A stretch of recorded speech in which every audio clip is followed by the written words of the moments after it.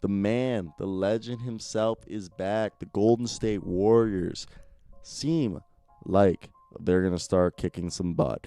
And let's talk about it. I want to hear down below. What do you think their record is going to be? Do you think they're a playoff team?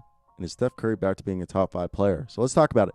Steph Curry, the man himself, the legend, had a great game. 62 points, career high. Steph Curry is back. Steph Curry played like the top 5 player that he was.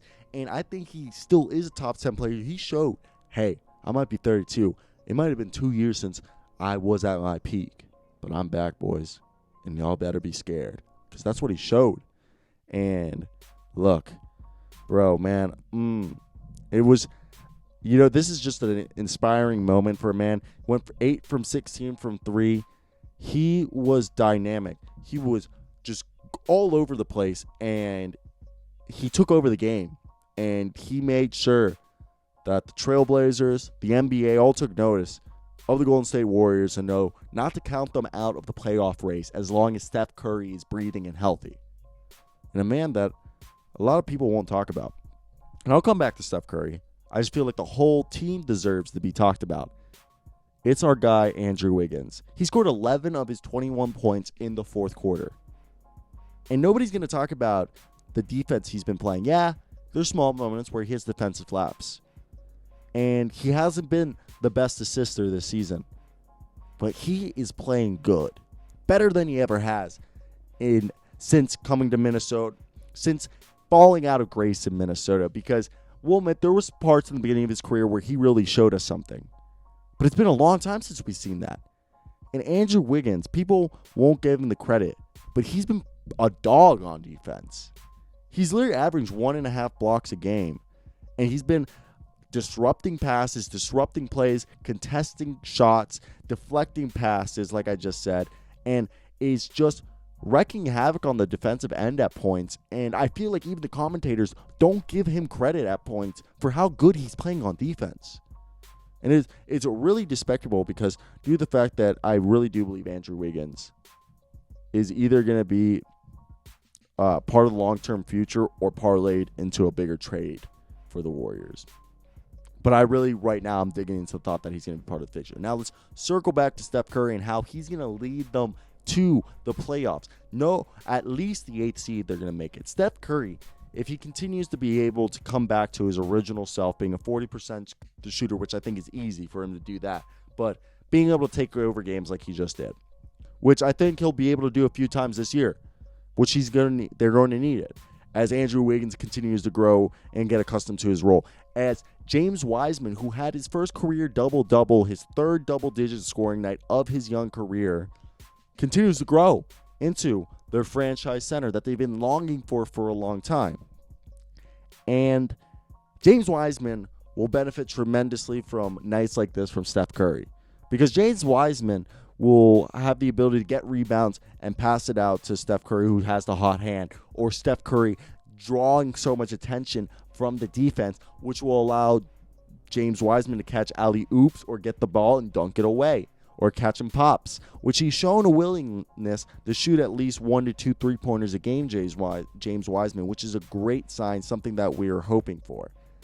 And the other man is Kelly Oubre. Yeah, I know it might seem like he is having career lows and everything on the offensive end, but if you look at him, he is showing up as a rebounder, as a defender. I would not be surprised if Kelly Oubre was second team all defense. Call me crazy. I think that's actually feasible. Kelly Oubre has been, as well as Menens, him and Andrew Wiggins might be one of the best shooting guard, small forward combinations for defensive-wise at points. Sometimes they're just blocking shots and disrupting plays because of their athleticism that you're just like, oh, why can't you guys do that on like a regular day-to-day basis 100% of the time? Because this team would be one of the best defensive teams in the league. And Draymond Green, there's some throwback there where they were doing the screen pass movements, and you were just like, oh my God, it's the original Golden State Warriors. They're back. Draymond, 8 assists, and he didn't even need to score to show how effective he was tonight. Draymond Green was disrupting stuff.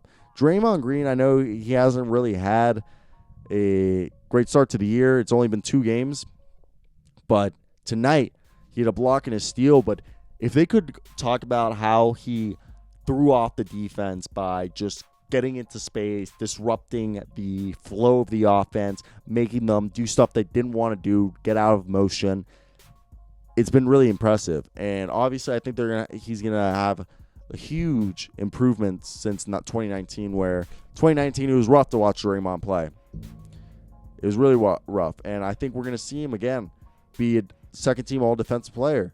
I think he's going to go back to at least his 2018 stat line, which I think is something you could see him playing like 2018 or at least like his 2013 self. We could see him playing along those lines where he's getting you at least a block and a steal a game, dishing out 4 to 5 assists a game and 6 rebounds a game, and then giving you like 5 or 6 points a game, and then doing everything else that doesn't show up on the stat sheet. And it's weird seeing Draymond not be the disruptor and the physical player that he once was, but hey, it's good to know that Draymond Green is coming back. I love this 9-man rotation they're running. I know it's technically 11 if you count Brad Wanamaker and Juan Toscano Anderson, but Eric Pascal is the definition of you're hot and you're cold, you're in and you're out. You're Eric Pascal. Yeah, he sometimes has a good night, and then sometimes he's just like blah. You're like, who are you, Eric? Why are you playing like this? And, that's just to each their own. But I think it's more of a question that this team is figuring out the rotation. People talk Steve Kerr isn't a good rotation manager. He isn't good with his minutes, yada, yada, yada. But I think it's more that he's just figuring out. There's been so much turmoil on this team that he's just figuring out how to, choose the lineups, these new lineups. He hasn't coached this lineup much, and he's just getting accustomed to it, so people can't talk trash on it. That's just my honest take on it. I think it's not fair to be the judge, the man on his lineups, because it's just been he's had so much turmoil and turnover since 2018 that it's just not even fair to be like, hey, why do you not have good rotations? Like, that's just not fair. But yeah, our man Steph Curry went off. What a great game to see the young man back playing like the god he is. And I hope he continues to have a season as this good. So that's pretty much it for me, guys, today. I hope you guys really did enjoy this video. They're going to make the playoffs, the 8th seed at least. I want to hear your comments down below. I'll greatly appreciate those. But that's about it for me today, guys. Steph Curry is back, and it's so much fun to watch. And let's see how long it goes for. But that's it, guys. I hope you guys really do have a great day, because I know I will. Till next time, guys. Puppies out.